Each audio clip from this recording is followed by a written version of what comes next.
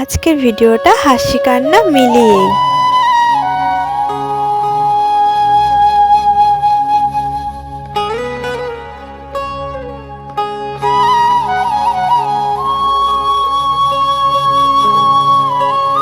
Hello friends, কেমন আছো সবাই? আশা করি ভীষণ ভালো আছো। আমিও খুব ভালো আছি। রুম্পা ব্লগ ভিডিও তোমাদের সবাইকে জানাই অনেক ভালোবাসা। আবার একটা নতুন ভিডিওর জন্য রইল আন্তরিক অভিনন্দন। তো যারা যারা আমার ব্লগটা দেখছো অবশ্যই একটা সুন্দর কমেন্ট করে যেতে ভুলো না। আজকের ব্লগ ভিডিওটা অনেক ইন্টারেস্টিং হতে চলেছে, অনেক সুন্দর হতে চলেছে, অনেক ভালো হতে চলেছে। এটা তোমাদেরকে আমি গ্যারেন্টি দিয়ে বলতে পারি। শেষ পর্যন্ত দেখো, আশা করি তোমাদের ভীষণ ভালো হবে। বেশি বড় না, মাঝে ছোটও না বড়ও না, এমন সাইজে ভিডিওটা বানিয়েছি আজকে। তো আজকের ভিডিওটা কিন্তু অনেক বড়, ভিডিওটা বানালো হতো, কিন্তু অনেক কিছু মিলে আমি অল্প করে তোমাদের সাথে শেয়ার করছি। ভীষণই সুন্দর লাগবে ভিডিওটা। তো আজ হচ্ছে আমার ভাগ্নির বিয়ে। তো আমার ভাগ্নির বিয়ের জন্য আমরা সবাই মিলে বেরিয়ে পড়েছি। আর আজকে দিনের বেলা ভাগ্নির বিয়ে আছে। আমাদের পাড়াতেও আজকে দুটো বিয়ে আছে। তো দুটো সব বিয়েতে অ্যাটেন্ড করতে পারবো না, তো দুটো বিয়েতে অ্যাটেন্ড করতে পারবো। তো তোমাদেরকে দেখাবো যে কি করছি না করছি, পুরোটাই দেখো। আশা করি তোমাদের ভীষণ ভালো লাগবে। সকালবেলা কি করেছিলাম সেটা তোমাদেরকে দেখাতে ভুলে গিয়েছিলাম। তো একা হাতে পুরো ব্লগটা বানানো একটু চারটিখানি ব্যাপার হয়ে যায় না, তো একটু লেট হয়ে যায়, অনেক কাজকর্ম থাকে। তো আমি যতটা পেরেছি চেষ্টা করে তোমাদের সাথে শেয়ার করেছি। ভীষণই ভালো লাগবে যতটা শেয়ার করে তোমাদের সাথে। তো এই যে দেখতে পাচ্ছ, একতেশ্বরী মন্দির এসেছি। একটা বিয়েটা হবে একতেশ্বরী ঠাকুরের সামনে, এটা একটু দরকার ছিল, এইখানে বিয়েটা। আর তারপরে আমরা সব মিলে পুজো টুজোও দিয়ে দেব এইখানে, সেই জন্যই সবাই চলে এসছে। আর আমি এই যে ডালাটা নিয়ে নিয়েছি সব ফুল টুল দিয়ে। আর একটা বুড়ি মানুষ ফুল বিকছিল, তার এখানে ফুল ছিল না, কিন্তু সে তার কাছে দেব ফুলটা নিল। তার ও ফুলটা দিয়ে তারপর বাড়ি চলে যাবে। তো বেশি ফুল ছিল না, সেইখানে ফুল নেওয়া হয়েছিল ঠাকুর মশাইয়ের কাছে, আবার ফুল ছিল। তো আমরা যাচ্ছি এই যে পুজোর সব জিনিস নিয়ে চলে যাচ্ছি সেখানে, যেখানে পুজো টুজো হবে। সবাইকার নামে পুজো দেব। সকাল থেকে খাওয়া টাওয়া কিছু হয়নি। আর এই যে এখানে বসে পুজো দেবো, সবাই লাইন দিয়ে বসে পড়েছে, কিন্তু আর জায়গা ছিল বলে আমি বললাম যে থাক, সবাইকার হয়ে যাক, তারপরে পুজোটা দেব। পুজোটা আস্তে আস্তে ভক্তি মনে দিতে হবে, কারণ এত ভিড়ভাট্টা পুজো দেওয়া যাবে না ভালো করে। তো এই যে আমি বালতি নিয়ে নিলাম, বালতি করে যাব জল আনতে। আর দেবু তো ও তো ভিডিও টুটো করতে পারে না, আর এই যতটুকু করেছিল এটা ঋতু দিয়ে আমি করিয়েছিলাম ভিডিওটা। আমি বলেছিলাম একটু ভিডিওতে পারিস তো পরে করে দিস, তো ওই যে করে দিয়েছে ছোট্ট করে ভিডিওটা। খুব ভালো লেগেছে। আর আমি যে বসে পুজো করছিলাম সবাইকার নামে। আর একটা সুর এলে কেন জানি না মন টন একদমই ভালো হয়ে যায়। আর আমি যাদের বিয়ে হবে তাদের ফেসটা দেখাতে চাইছি না, কারণ পারমিশন ছাড়া সবাইকার ফেস দেখানোটা উচিত নয়, তাই না? তো বিয়ে হবে বলেই যে আমার ভাগ্নি বা জামাই হবে তাদের ফেসটা দেখাবো এমন কিন্তু না, আমি ফেসটা দেখাইনি। তো তার জন্য আমি ক্ষমা চেয়ে নিচ্ছি, কারণ সবাইকার পারমিশন ছাড়া সবাইকার ফেস দেখানোটা উচিত নয়।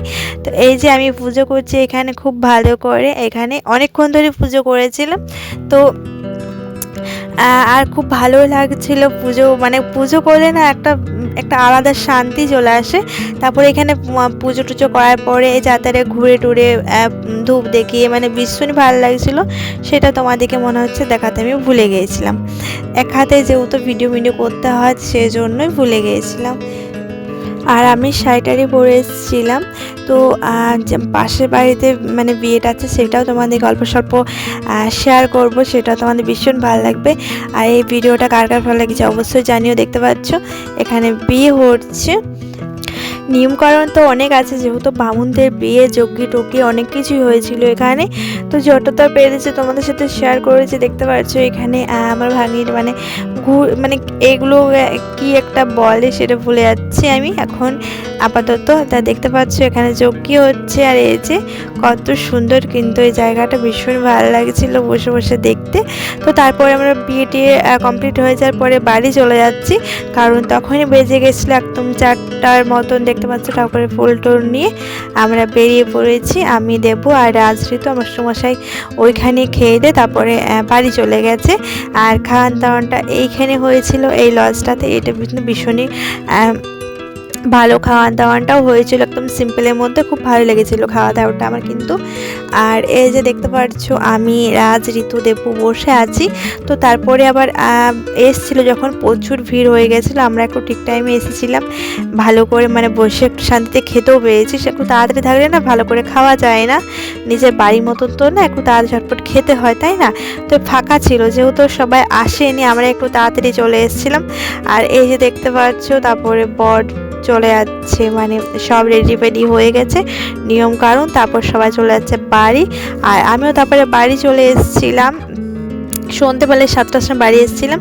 বাড়ি আসার পরে আবার আরও রেডি হয়ে নিয়েছি, কারণ সেই যে আমাদের পাশের বাড়িতে বিয়ে বাড়ি আছে, সেই জন্য খুব একটু জার্নি হয়ে গেছিলো, কিন্তু কেয়ার করা যাবে, অ্যাটেন্ড তো করতে হবে সবাইকার বিয়েতে, তাই তো। আর সবাই কাছেরই মানুষ বলতে গেলে, আমার ভাগ্নিটাও কাছে, আর যার বিয়ে হচ্ছে আমাদের বাড়ির পাশে তার সেও কিন্তু আমার কাছেরই।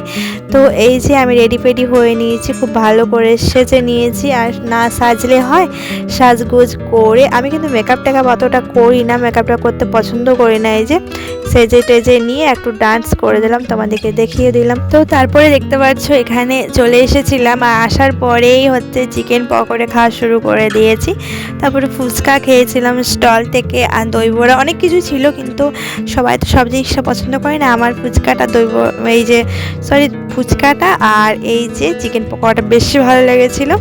আর রাজঋতু তো কফি খাচ্ছে, তারপরে ইটা ওটা খাচ্ছে।